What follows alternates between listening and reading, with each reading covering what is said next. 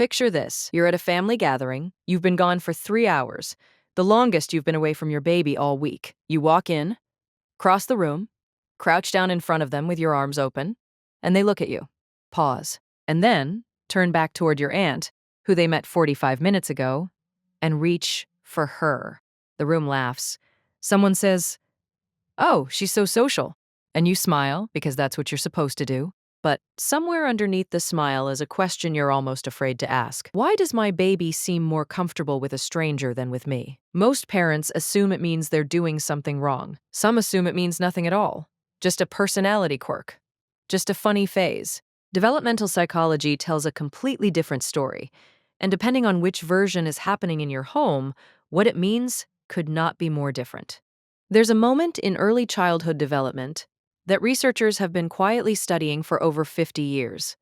It's called the Strange Situation, and what it reveals about the bond between a parent and a baby, specifically about the babies who seem not to need their parents, has changed how psychologists understand human attachment at every stage of life.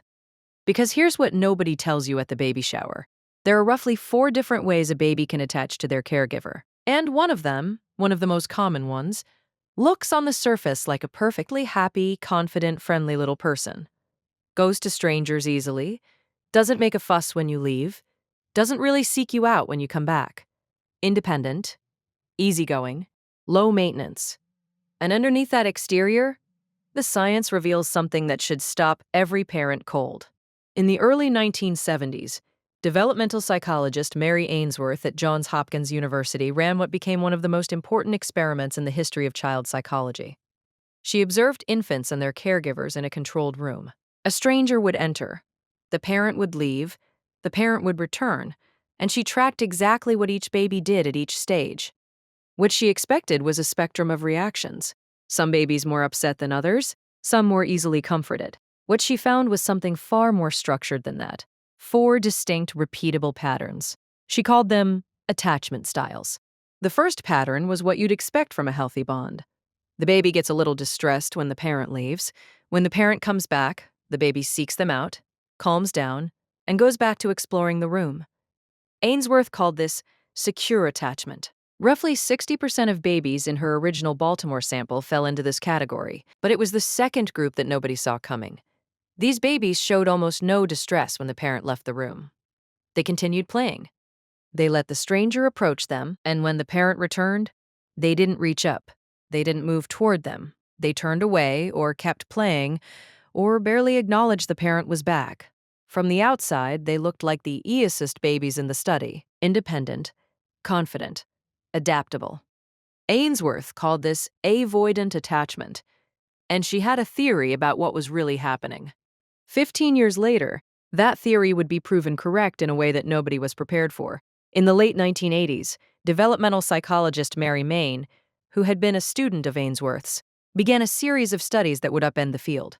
She and her colleagues took those easy avoidant babies and added something Ainsworth hadn't had access to: biology. They measured cortisol, the stress hormone, the chemical your body produces when it perceives threat or danger. And here's what they found. When those avoidant babies were separated from their parent, those babies who showed no visible distress, who kept playing, who looked so relaxed, their cortisol levels spiked just as sharply as the babies who were visibly crying at the door. The distress wasn't absent. The distress was invisible. What these babies had learned, somewhere in the hundreds of thousands of small interactions in their first year of life, was that expressing their need for comfort didn't work. Or more precisely, that it produced an outcome worse than saying nothing at all. Maybe the caregiver pulled back when the baby got clingy. Maybe emotional bids were met with irritation, or blankness, or consistent unavailability. The baby's nervous system, which is extraordinarily sensitive and adaptive, noticed the pattern, and it found a solution. Suppress the signal, keep the attachment figure close by not asking for too much, and the cost of that suppression? Full physiological activation with nowhere to go. So when your baby reaches easily for your aunt while barely registering your return, that ease might not be confidence. It might be a nervous system that has learned that showing you it needs you is UN-safe. That's not an indictment of your parenting. These patterns form in small, unintentional ways, and they are absolutely reversible. But first, There's a completely different version of this behavior that parents sometimes confuse with the first. And this one has an entirely separate explanation. In the early 1990s, developmental psychiatrist Charles Zeanah and his colleagues began studying children raised in Romanian state institutions, orphanages where infants received adequate physical care but almost no consistent emotional caregiving. One nurse per 30 babies, no specific assigned caregiver, no one person whose face meant safety. What those children showed was something researchers had never documented at that scale. They didn't avoid adults. They went to any adult, willingly, immediately. A complete stranger could crouch down in a hallway and the child would climb into their lap, take their hand, call them mama. Not because they were securely attached, because they had no specific attachment at all.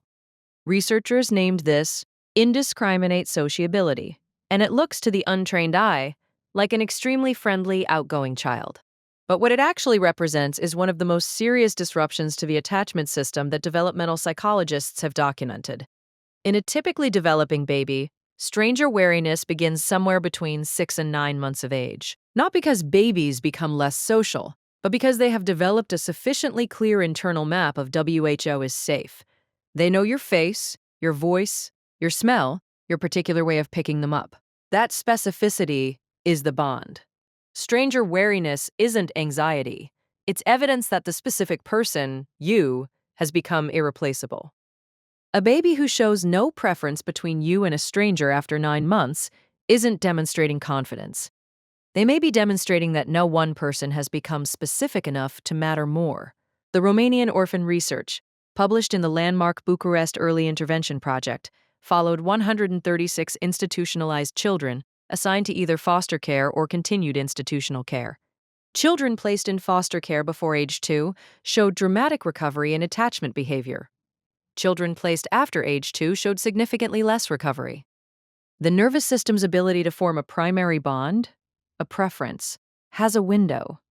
And the window is earlier than most parents realize. In 1975, developmental psychologist Edward Tronick at Harvard ran an experiment that has since been shown to hundreds of thousands of parents, therapists, and pediatricians. It's called the Still Face Experiment, and it takes about 2 minutes to watch, and it stays with you forever. A mother sits across from her infant. They interact normally, laughing, pointing, making faces, the full rich call and response of early parent-baby communication. Then the mother is instructed to go completely blank. No expression, no response. Just a neutral face. Within seconds, the baby notices. They try harder, pointing more urgently, smiling more brightly, making sounds, escalating the bid for connection. Then, as the blank face continues, they withdraw, turn away, hunch their shoulders. Some begin to cry, then the mother re-engages, and within seconds, the baby lights back up. What that experiment reveals is something foundational to understanding why stranger preference develops at all. Babies are not passive recipients of care. They are active participants in a communication system. They're constantly sending signals and reading the response, not just for information, but to calibrate their own emotional state. That process is called co-regulation. When that feedback loop is consistently interrupted, not because of dramatic failure, but because of chronic emotional unavailability, distraction, stress, depression, or simply a mismatch in style, the baby begins to adapt. They learn to seek regulation elsewhere, or to stop seeking it at all. Which is why a baby who turns easily toward any available face isn't showing you that they don't need connection. They're showing you that they've stopped expecting connection to be specific. Here is the single most important thing developmental research tells us about this. These patterns are not fixed. The human attachment system is designed to update. Researchers at the University of California, Berkeley tracked children across decades and found that attachment classification is not permanent. Adults who were insecurely attached as infants and later received consistent responsive caregiving, or who developed insight into their own early experiences, could achieve what researchers call earned security. A secure attachment style that operates identically to the one that forms in infancy, built not from an easy history, but from a revised one. For parents watching this with a young baby, the research points to one specific shift above all others. Ainsworth called it sensitive responsiveness, not perfect parenting, Not constant stimulation, just the consistent habit of noticing your baby's signal and responding. Not always immediately, not always correctly, but predictably enough that your baby's nervous system begins to build an expectation. When I reach, something happens. When I cry, someone comes. When I turn toward you, you turn back. That expectation, built across hundreds of thousands of tiny interactions in the first 2 years of life, is what becomes the internal model your child carries into every relationship for the rest of their life. It's not about one afternoon at a family gathering, it's about the cumulative pattern your baby is reading. Not from grand gestures, but from the small, ordinary, repeated moments you probably don't even notice you're having.